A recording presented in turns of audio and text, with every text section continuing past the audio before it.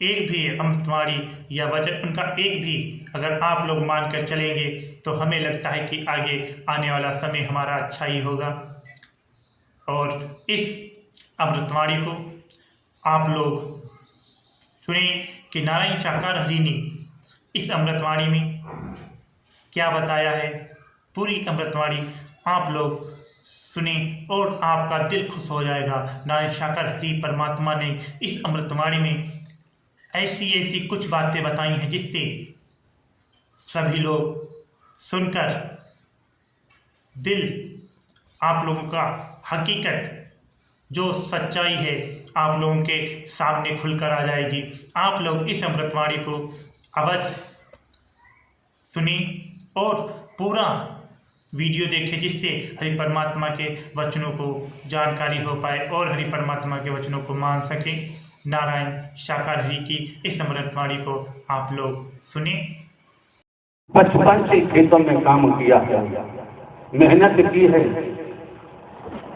दुनियावी कैलेंडर के मुताबिक 18.5 साल की आयु में नौकरी मिली।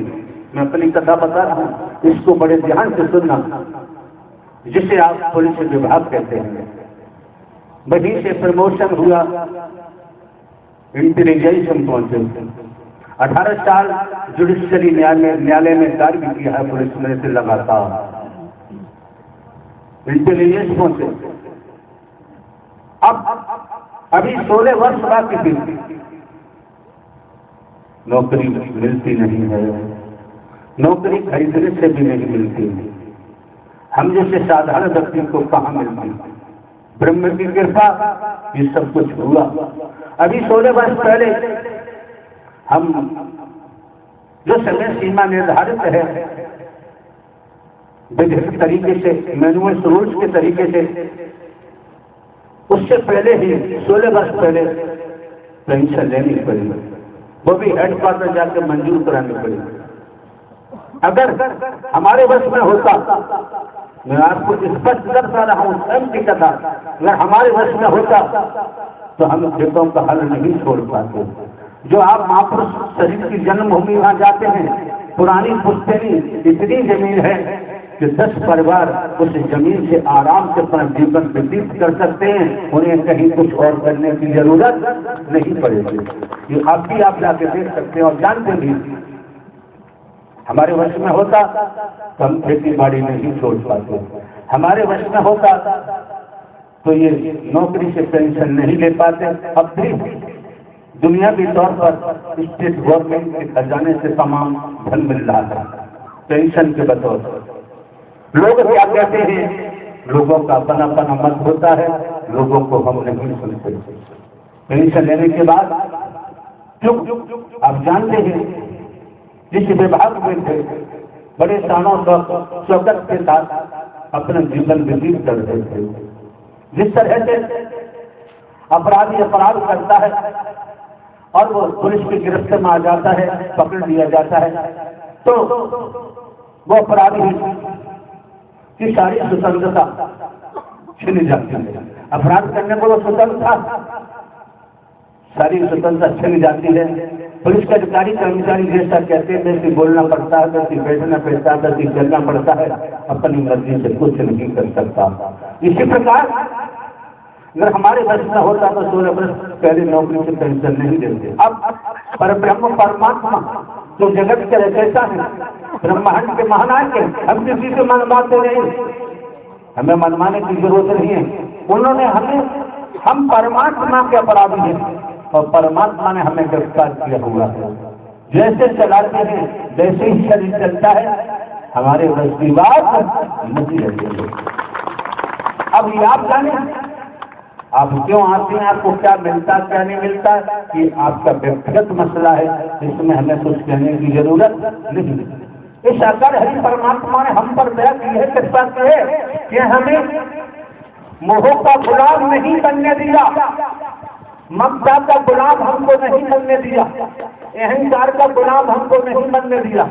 इस साकार हरि परमात्मा की दया है, काम वासनाओं का हमें गुलाम नहीं बनने दिया, जाति पाति भेदभाव का हमें गुलाम नहीं बनने दिया। संसारी जो दास्ता है, जो संसारिक बंधन है, उनसे छुटकारा दिलाकर और परमात्मा ने अपनी कस्टडी में लिया हुआ है। इस शरीर तो निमित्त मात्र है। यहाँ से जो कर रहे हैं वो पर ब्रह्म कर रहे हैं, क्योंकि आपने देखा है मेरा किसी प्रकार का कोई स्वार्थ है। नोट का, वोट का, रुपए पैसे, वस्तु पदार्थ का, सोना चांदी का, जमीन जायदाद का, हीरे मोती जवाहरात का, कंचन कामनी का मेरा कोई स्वार्थ है? बता दो। लोग क्या भक्त हैं, लोग बचेंगे, उतनी ही शराब पैदा होगी, उतनी ही दुर्गति होगी। चाहे वो जन साधारण हो, चाहे जन असाधारण हो, चाहे किसी पद पर तैनात हो, उसकी बुद्धि में कुछ विचारों के कीड़ा पड़ चुके हैं और उसी से उसका पतन होगा, उसी का सर्वनाश होगा। क्योंकि इतिहास बताता है, लंकापति रावण का नाम आता है, बाहुबली बताते हैं, सोने की लंका बताते हैं, क्या क्या नहीं बताते हैं, सम्राट बताते हैं, और जब ज्ञानी बताते हैं कुबुद्धि सवार हुई और पर स्त्री सीता जी का हरण कर डाला। क्या परिणाम हुआ? 1,00,000 स्वाभाविक नाती रावण के घर दिया न बांधा। हमने खेती बाड़ी की है, मजदूरी की है, सब कुछ किया हुआ है, और दुनियावी तौर पर जिसे आप असेंबली कहते हैं, विधानसभा कहते हैं, उस जिला में भी जाके बैठने का महिमा मौका मिला है। हमने IPS को भी देखा है, IAS को भी देखा है, PPS को भी देखा है, PCS को भी देखा है, PCS को भी देखा है, मंत्री संतरियों को भी देखा है, जनसाधारण को भी देखा है, जनसाधारण को भी देखा है, कुर्सी भी देखी है और धन को भी देखा है। कोई कंजूसी हमारे पास नहीं है, लेकिन वो खोपड़ी हमारी कट चुकी है। अगर वो खोपड़ी होती तो हमारे पास तो समस्त चिट्ठा है, एक चपरासी, एक मजदूर से लेकर और जन असाधारण तक हम सब की जानते हैं। क्योंकि हमने पुलिस में रहकर 18 साल जुडिशरी में काम किया, इंटेलिजेंस में काम किया, हमने घास नहीं चली है, रात दिन मेहनत की है, तो सबकी क्रियाकलापों को अपनी हमें पता है कि चेहरा तो दिखाई देता है एक, लेकिन मुखौटे कितने हैं, लेकिन कब तक बचोगे? तुम्हारा कर्म ही तुम्हारा नाश कर देगा, तुम्हें बख्शेगा। अब जो सब आ रहे हैं इन्हें सोचिए, ये भविष्य में पूर्णतया जब तक यहाँ से शब्द की क्रिया हो रही है, जब तक प्रतिक्रिया नहीं हो जाएगी तब तक वो शब्द लौट कर मेरे पास नहीं आएगा। ये भी आपको बता देना चाहता हूँ। दूसरी ये भी समझिए, संसार के पहले तो हमने दर्शा दिया है कि मानव धर्म सत्य था, है और रहेगा। इससे ज्यादा हम कुछ नहीं कहना चाहते, कहने की आवश्यकता नहीं है। लेकिन जब आपका आगमन हुआ है तो संसार के जितने धर्म हैं वो मेरे थे और मेरे हैं, लेकिन जो ढोंग पाखंड आडंबर से परिपूर्ण है, जो भेदभाव से परिपूर्ण है, वो उनके हैं, उनसे ब्रह्म से कोई लेना देना। दूसरी भी ध्यान रखो, जो हो रहा है समाज में, पद पाकर धन खाकर चाल बदल गई, विचार बदल गया। क्यों बदल गया? केवल धन का लालच, भ्रष्टाचारी, बेईमानी, तो बुद्धि तो सवार होगी। जब तक संस्कार है तब तक चल रहे हैं, और संस्कार समाप्त होने पर जिस तरह से पाप इकट्ठा किया है, पाप इकट्ठा हुआ, जिस दिन पाप पक जाएगा और पूर्व संस्कार समाप्त होगा, उस दिन जब पाप सवार होगा, फिर जगत में कोई नहीं बचा सकता। क्या है आज की दुनिया में? क्या है? आपने छोटी सी बात है कि वेदों में, शास्त्रों में, इतिहास में नहीं होगा, छोटी सी बात है, मच्छर जहां बैठता है और वहीं बैठता है कि मच्छर का काम है खून चूसना। मच्छर खून चूसता है जहां बैठेगा और वहीं बैठेगा जहां उसको खून मिलेगा। आज के दौर में यही स्त्री पुरुष नर नारी के तनाव में ऊंचे के पदों पर जैसे भी जिसका जहां मौका लगता है, जो जनसाधारण का खून चूसने में कंजूसी नहीं करता, उसे इंसानियत नहीं दिखाई देती, मानवता दिखाई नहीं देती, और वो धन के कारण, बाणवाद के कारण वो खून चूसता है, और वही खून जो पी रहा है धन के द्वारा, भेदभाव के द्वारा, वही उसकी धमनियों में जब विष बनेगा, जब हलाहल बनेगा, तो उसकी मदद जब परमात्मा नहीं कर सकते तो संसार में कोई करने वाला नहीं।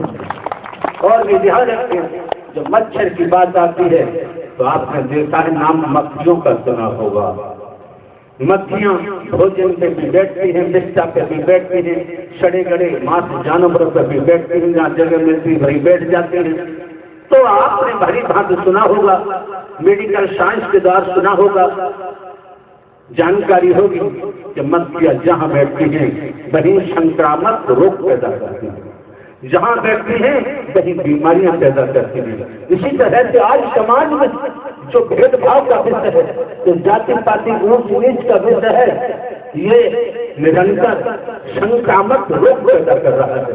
जब संक्रामक रोग पैदा कर रहा है और अगर ये कंट्रोल नहीं किया गया तो समाज में इसका परिणाम क्या होगा? परिणाम होगा, लेकिन दोषी वही है जिन्होंने संक्रामक रोग भेदभाव का समाज में घोड़ा है। वो इस बीमारी में इस तरह से तपेंगे, उनका परलोक भी समाप्त होगा। परलोक लोक और बाहर नहीं, इसी भूलोक को झेलना पड़ता है, बाहर से ही नहीं झेलना पड़ता है। तो जो मौका मिला है, वक्त मिला है, समय मिला है, अपने को संभालो, अपने को बचाओ। दुनिया में क्या हो रहा है, क्या नहीं हो रहा है। यहाँ ये जो हमारे पास बैठी है पत्नी, इनके साथ 7-8 लड़कियां रहती हैं इनकी सेवा में, और वो भी एक असिस्टेंट मैनेजर SBI, एक पुलिस के दीवान की, 3 बैंक मैनेजरों की, एक बड़े व्यापारी की, वो इनकी सेवा में रहती है और सब ग्रेजुएशन प्राप्त है। जो शैतान इनकी तरफ से विचार करेगा उसको कोई होना पड़ेगा, उसको बचा नहीं सकता। ध्यान रखिए, मैं बड़े स्पष्ट शब्दों में कहता हूँ, जहाँ गड़बड़ होती है, जहाँ गैंगरेप होते हैं, जहाँ और कुछ होता है, वहाँ से लोग देते हैं, वहाँ महीना बोला हुआ है, मन जल ले आते हैं, वहाँ खुद करते हैं, खुद कराते हैं, वहाँ एक कदम नहीं रख सकते। चोर मोचार भाई ऐसे हरामजादों को अब इनके कर्म से ही ब्रह्म की ऐसी दुर्गति करेंगे, इनका बचना संभव। मैं पूरे संसार की बात कर रहा हूँ, एक जगह की बात नहीं कर रहा।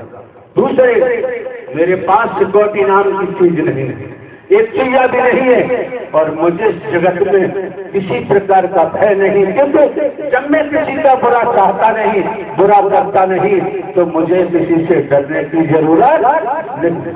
मैं दुकान नहीं चला रहा हूँ, मैं व्यापार नहीं कर रहा, मैं एजेंसी नहीं चला रहा हूँ। दूसरे जहाँ ढोंग पाखंड आडंबर की बात होती है, उच्च शिक्षा प्राप्त, high school, intermediate, AA, AA, ऊंचे से पदों पर आरूढ़ होने के बाद भी आज हम ढोंग पाखंड आडंबर में संलिप्त हैं।